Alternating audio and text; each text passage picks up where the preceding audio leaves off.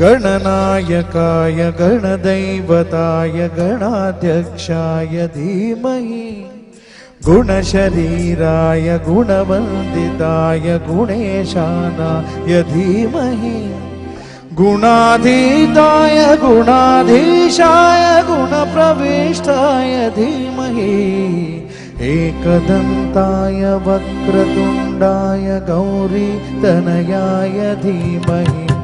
गजेशानाय भालचन्द्राय श्रीगणेशाय धीमहि एकदन्ताय वक्रतुण्डाय गौरीतनयाय धीमहि गजेशानाय भालचन्द्राय श्रीगणेशाय धीमहि